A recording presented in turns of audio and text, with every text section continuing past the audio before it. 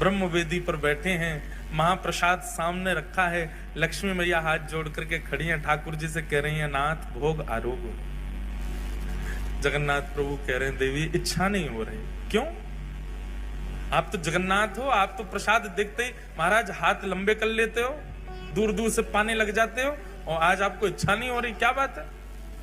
महाप्रभु जी कहते हैं, एक मेरा भक्त सब छोड़ के आ गया, सब त्याग करके आया, त्याग करके मेरे शरण में आया है, लेकिन इस बात की ग्लानि में बैठा है कि इतने वर्ष मैंने क्यों संसार में विषय भोग भोगे।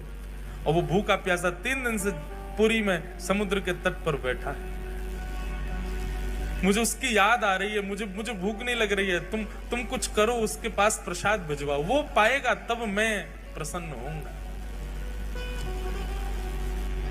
लक्ष्मी जी ने स्वर्ण के थाल में महाप्रसाद को, सन्मुख का थाल जिसमें महाप्रभु जगन्नाथ भोग लगाते हैं, वही थाल जगन्नाथ जी के अधुरामृत से युक्त थाल एक बालक का रूप धारण करके माधवदास जी के पास ले जाया गया।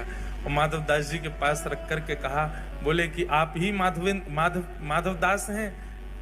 स्वर सुनकर के बोले, हाँ जी मैं ही हूं। बोले, श्री ठाकुर जी ने आपके लिए प्रसाद भेजा है मंदिर से, पा लीजिए।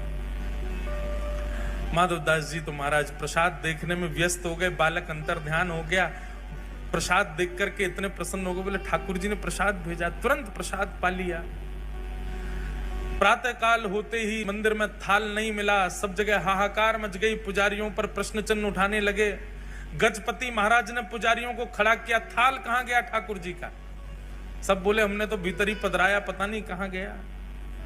ठाकुर जी ने गजपति राजा को स्वप्न आदेश दिया, बोले चिंता नहीं करो, समुद्र के तट पर माधवदास नाम के भक्त हैं, उनके पास ही वो थाल में नहीं भिजवाया था, क्योंकि वो 3 दिन से अनशन पर बैठे थे।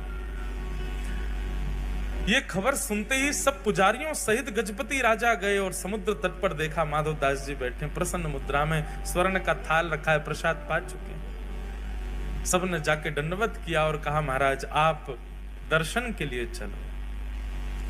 समस्त पुजारी और गजपति राजा माधवदास जी को लेकर के मंदिर में जैसे ही गए, मंदिर में माधवदास जी के प्रवेश करते ही ब्रह्मवेदी पर बैठे श्री जगन्नाथ झूमने लगे, ऐसे आनंदित होने लगे माधवदास को देख के।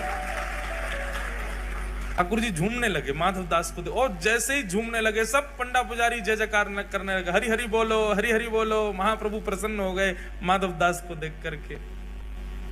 माधवदास जी ने प्रथम दर्शन किया श्री जगन्नाथ जी का।